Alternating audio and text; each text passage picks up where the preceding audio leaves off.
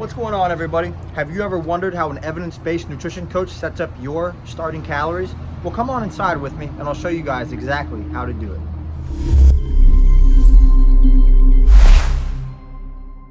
All right, so how many calories per day is the question. Yesterday I posted a video on YouTube and we got a question from one of our Metabolic Evolution clients who's about 4 weeks out from her show, and she says, I'd like to see a video on how people find their maintenance level of calories. As calories drop, so does your maintenance level, but how do you know what that would be if it's constantly changing? The main focal point that I want to make there is that your metabolism does not change by itself, okay? It is forced into adaptation by you, all right? So we're gonna go ahead and preface the entire conversation by saying that. Okay, guys, so for this specific client, she is in a competition preparation. Can we expect metabolic adaptations when we're actually putting the client into a caloric deficit to be able to oxidize fat? Yes, absolutely. You can and you should expect these adaptations to happen. The difference, though, with a lot of evidence-based practitioners is that we understand we have a lot of tools in our arsenal to be able to utilize things such as 24-hour refeeds, 48-hour refeeds, 72-hour refeeds, full diet breaks, and all of the different kind of modalities that would coincide with all of those things. So just because you're in a competition preparation and you're having metabolic adaptations does not mean that's a bad thing. Just like I said in the introduction to this video, your adaptation is actually being forced by either you or your coach, whatever type of nutritional protocol you're implementing. I'm gonna give you guys the exact equation that we utilize here at Metabolic Evolution and all of the different intricacies that actually go into creating this calculation just for your calories. Guys, so first we need to be able to establish clarity around some key areas of focus when it comes to setting up your starting calories. The number one thing is going to be your age. Are you a young, youthful male or female, or are you maybe in your 40s, 50s, or 60s? Now, the things to consider there is that obviously when you're young, hormones are flowing, life is amazing, your metabolism is pretty much burning through everything, unless you have had some previous dieting experiences, which we're going to talk about. On the other side of that, maybe we're in menopause, maybe we have reductions in testosterone. Both of those things can drastically change your ability to metabolize glucose. And the second thing is going to be your lean body mass. Now, why would this play a role? See, individuals who have more lean muscular tissue have the capability of burning more calories. Every single muscle contraction that your body makes, every muscle contraction requires energy. And this is energy that's received through calories, converted into ATP through the Krebs cycle, and this is what your body utilizes as fuel.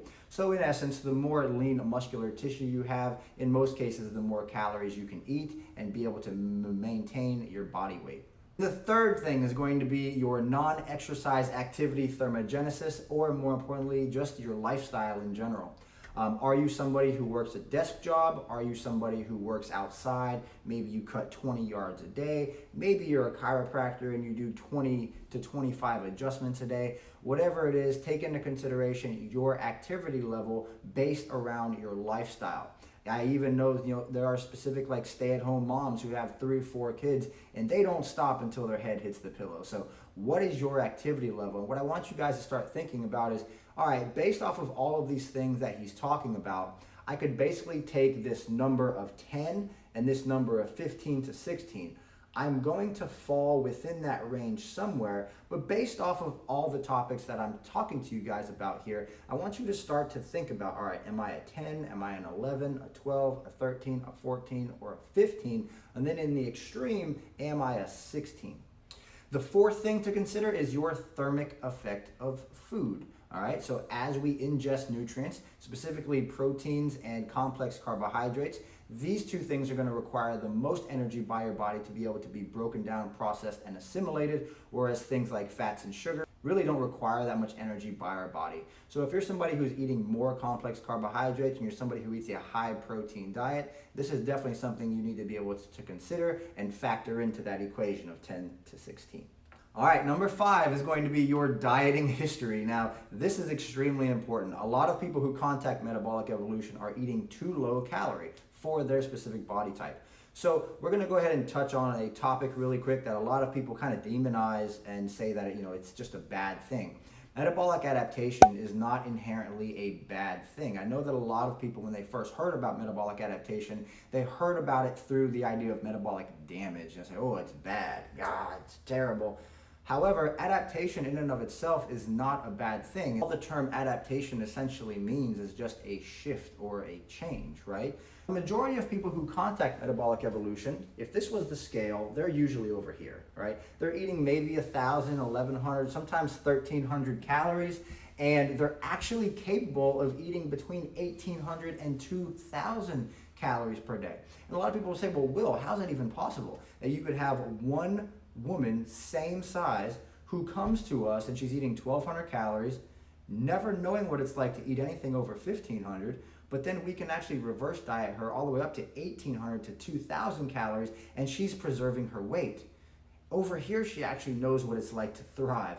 Over here, this is just an extreme case of metabolic adaptation because she was not making the nutritional adjustments necessary to help keep her metabolism on fire. She basically ate low calorie until everything plateaued, and her body basically had to adapt to this very low caloric expenditure because her thyroid downregulated her ability to burn off extra energy. So now she's here, she's 1,200 calories, and we basically want to put her back up to 1,800 to 2,000 calories.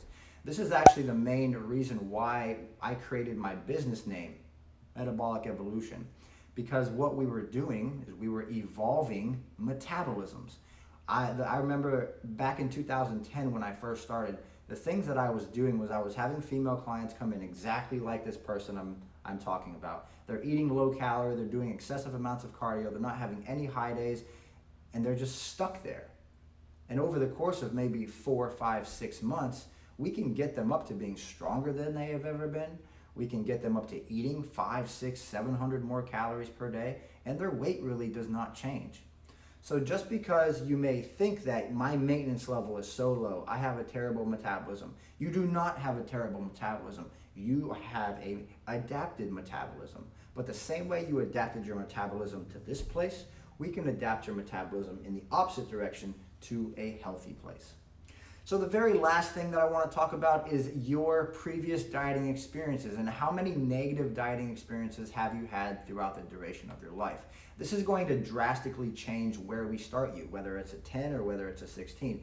And the reason I say this is because one of the last things we would want to do and you would want to do as a coach is have a nutrition client come in. She's used to eating 1,000 calories for the last ample amount of years, and all of a sudden you put in her equation and you think you should use maybe like a 14 to a 15, but if you do that, she's probably going to gain weight relatively fast because she's been adapted for so long, all right?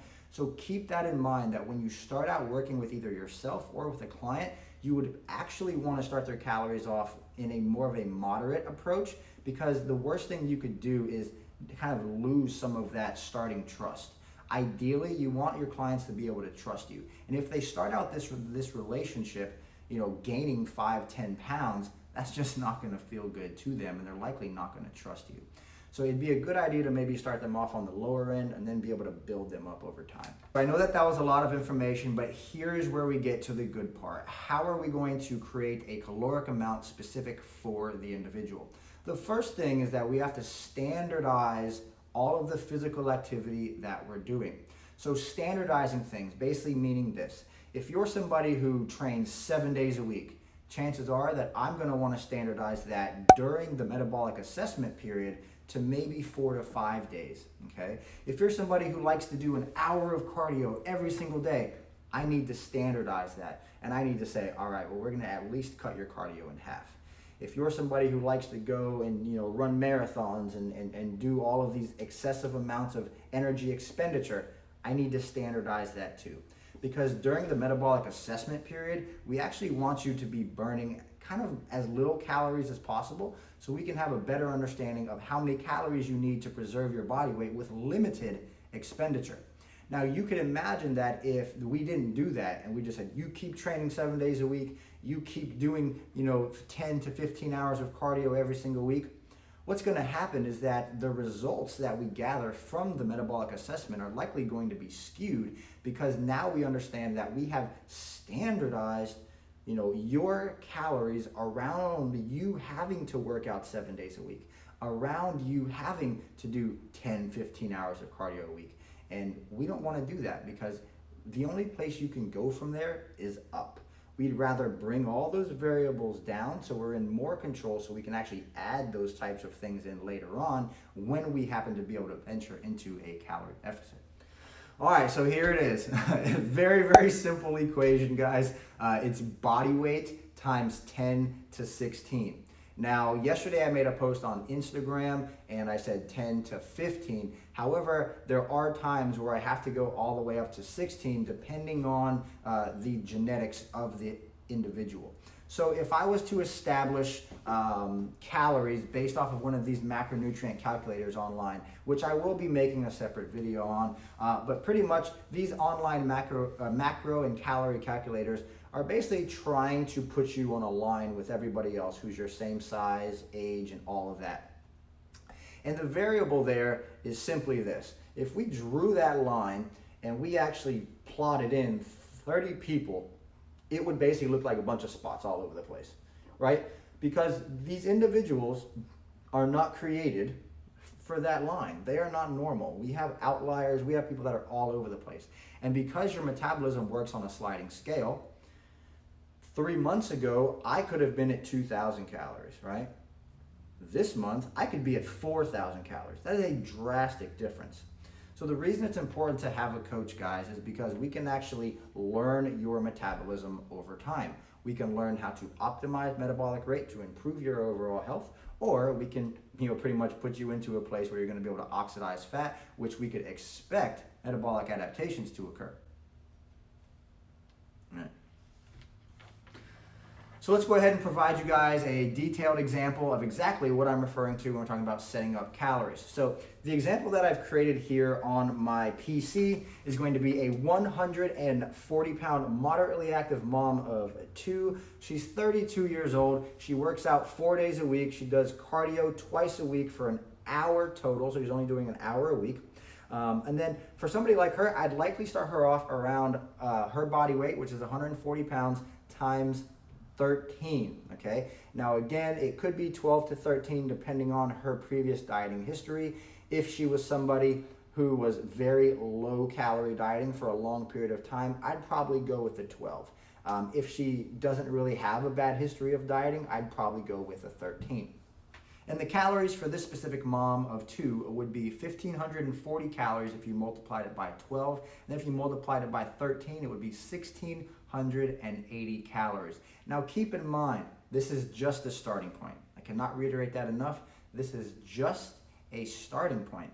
And just because you start at a point, keep in mind that there's a big variance in regards to how your metabolism will adapt to how you treat it. Just because you have established your starting calories, what this actually means is that this is a great opportunity for you to learn what happens when you implement this into your body over the course of a week to potentially 2 weeks or even 3 weeks. Now, the way that we do this is by adding and subtracting calories on a weekly basis. So what I would ask of you to do is track your weight on day 1, okay? Step on the scale, first thing in the morning, fasted. How much do I weigh? I would eat your recommended amount of calories for 7 full days. I would step on the scale and I would look what happened. Did I gain weight? Did I lose weight? Okay. Now, based off of that, I would then likely program another week where we're continuing the metabolic assessment. You're going to step on the scale week 2, day 14, and you're going to see, okay, did my weight change? Now, based off of having 2 weeks of cumulative data, we can actually look at the trends and we can say, okay, her weight or his weight is either coming down or their weight's going up or they're actually maintaining. Now, if you maintained at that specific moment in your life, you are at your maintenance level. If you gained weight, chances are we're a little bit higher, and I'd recommend maybe pulling 100 calories out per day. If on the other end of the spectrum, you actually lost weight and you're still trying to find your maintenance, what I'd recommend is if you had lost weight, you maybe add in 100 to 200 calories more per day to eventually find an area where you check your weight and voila, over the course of a week, you did not gain or lose anything, you maintained. And that is how you find out your maintenance level. Thanks so much for checking out the video, guys. I would love to answer your question next. So if you have any questions for me, go ahead and leave those down below in the comment section, and I'll see you guys in the next video. We are going to be making uploads numerous times per week, so hang out around the channel, and we'll see you in the next one.